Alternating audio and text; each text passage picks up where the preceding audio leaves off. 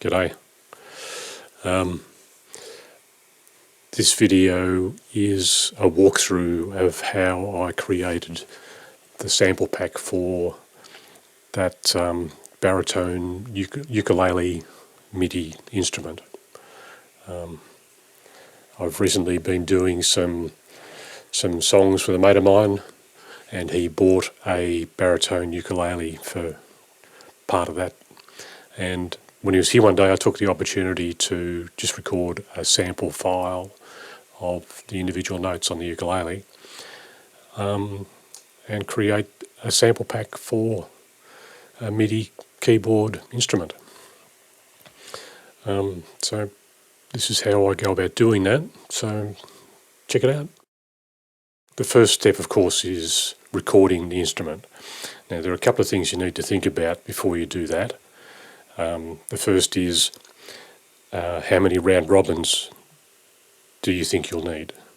And round robins are where you're repeating the same note at the same volume, but you'll get some minor variations between those notes, which add to the human sound of the instrument when you're playing it. So the more you've got, the more variations you will get as you're playing it. Sometimes those variations can be pretty minor, but usually a little bit is enough to make it sound a little bit more human. The other is the actual volume of the playing. Do you want files that are quiet and loud and in between, whatever? I decided I just wanted to do some round robins, but all at the same volume. So I've just played 4 or 5 notes at the same volume for each note on the playable note on the ukulele. And when I recorded it, I used this guy. He's my OPR U87 clone, which is a great mic. About a foot off between the bridge and the sound hole, really, rather than up towards, not the bridge, up to where the neck joins the body. Like with an acoustic guitar, you might be more about the 12th fret, but the ukulele, I found, you just bring it back towards the sound hole a bit more, and you get a bit more of body in it without getting the boominess from the sound hole. You just got to position it accordingly. So then comes the recording itself, and that involved, as you can see, that file goes for over 14 minutes. So to run through 5 or 6 of each note from the bottom D up to a high G, I think, on the E string, took that 14-15 minutes, and I did 2 takes. This is the second take. And the individual notes,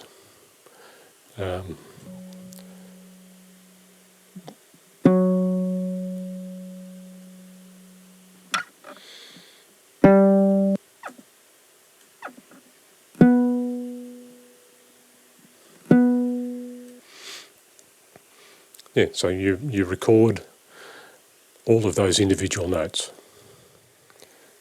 The next step for me was to treat the sound of the recording, which is pretty standard. All I've done is high passed and low passed. So the high pass is about 180, and low pass down to 12. Anything outside those parameters to me seems to be fairly extraneous to the sound of this instrument, and you don't want a whole lot of bottom end build up. So depending on the instrument, sometimes I'll even take more of the low mids out, 300 and below, 350, 400 even.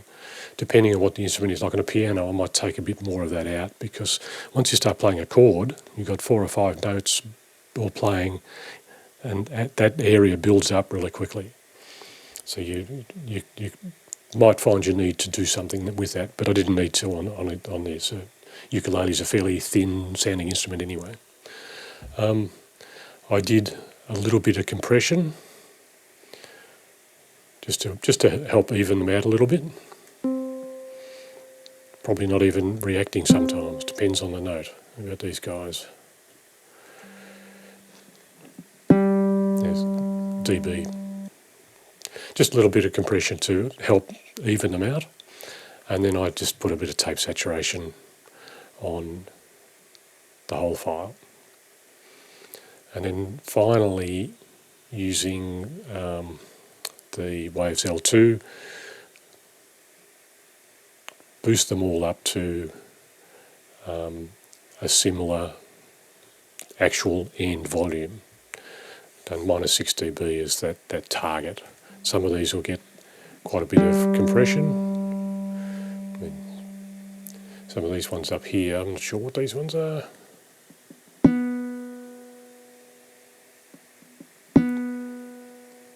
They're getting a couple of dB of limiting happening on the louder ones. This guy's probably not getting much at all, but the end result is all of your notes are similar volumes, rather than having some really quiet ones and some loud ones on a keyboard. It's a bit hard to manage that. Now you need to record that file to a new audio file within Pro Tools, which will embed the effects that you've applied to that your source recording. So I'll record that file to a new audio file, and the EQ, compression, saturation, and the overall limiting will be embedded in a new file, which is what you can see here. As you can see, the levels are much more consistent. There's still some variation, but it's I'm not too fussed about being 100% exact, because again, I think there needs to be a little bit of humanity about what the instrument sounds like. Once you've recorded your file, you then need to edit this file. This is where you need to select the notes you want to use for you pick your best four for each note. You want to get your start of your note at the very start of the file and fade off the end of the file, so you've got a clean start and finish. And I aim for consistency in the file size, so even if the note finishes, like the lower end notes will go longer than the higher end notes. So I'll use that as my starting point. I'll pick the lower end notes, pick a file length, and I'll make all the files the same length, and just fade them off earlier if the note disappears and there's a bit of noise coming in. So you get a consistent file size across all of them. I'll then, to be sure, I mean, I tuned the ukulele when I recorded it, but to be sure, I will tune those notes as well. There's nothing worse than having a note that's not quite in pitch when you're playing a MIDI instrument, so they all need to be pretty exact. Then I'll export all of the individual files I've selected and cleaned up into the list of files that I then use in my software tool. So let's get into that. So the first step is to edit your notes. So we'll just go to this. I'll show you quickly what I would do for that. You pick your first note.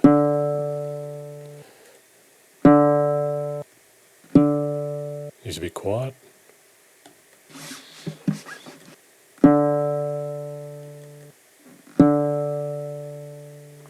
I'll just go with those four for now. So I would go in and select him, and I'm using tab to transient for this, creating a break. I didn't want that third one, pick that guy, and then let's get rid of him. Now these ones, I'll move these onto the grid so that I get some consistency with my file note lengths. So this first one, I'll use him as my template.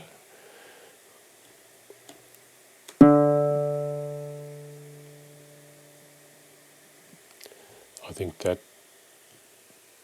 is as long as he needs to run for. And I'll do a fade for the last chunk of that. So that file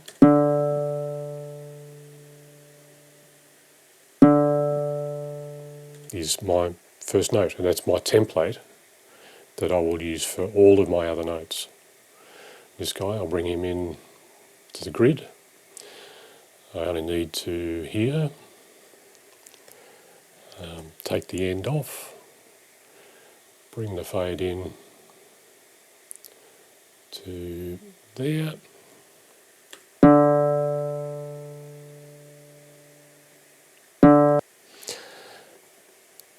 and so on and so forth. You do that for each of your 4 notes that you select, 4 files you select for each note.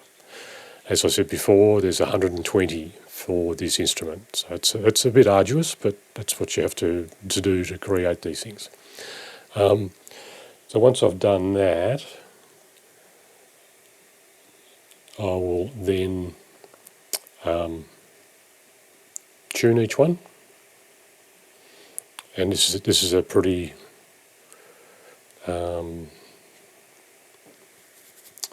rudimentary tuning effort. Okay, so you need to tune it. When you tune them, I'm fairly black and white about it. I just tune the whole note. Don't do any nuance for it, because they need to be pretty exact. This is for a ukulele, it's just a single note, and it should be pretty straightforward. Some instruments you'll get some variation in pitch that you sort of want, but not for this. This guy needs to be pretty much on the money. Then render it. So he's now committed to that pitch, and again you do that to all of your files.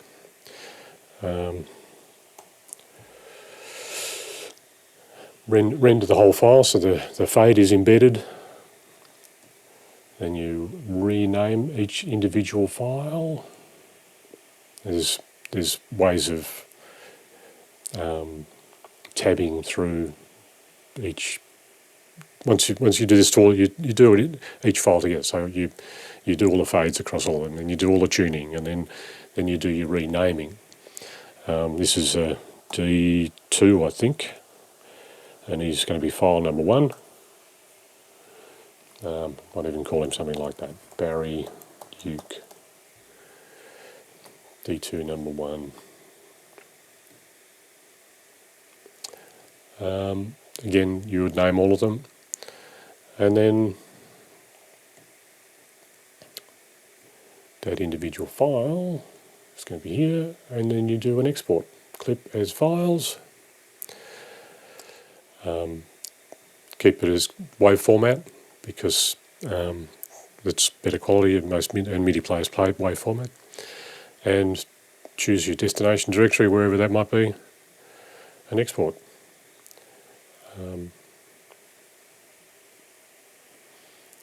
And don't know if I got one or not. We've done that.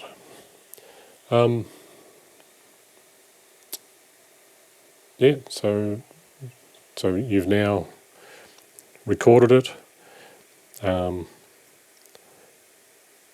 processed it with effects, picked out your samples that you want to incorporate into your instrument.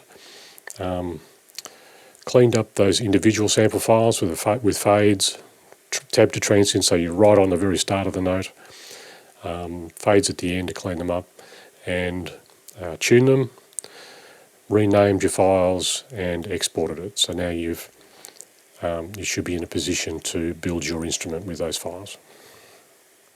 And then we export all those files into his Charlie's baritone.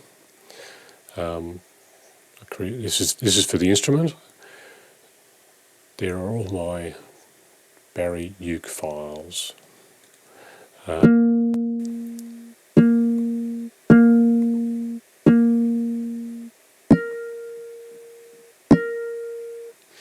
As you can see, they're all 1.2 meg, same size. Yeah, and the final thing is then part of, you play it through your keyboard.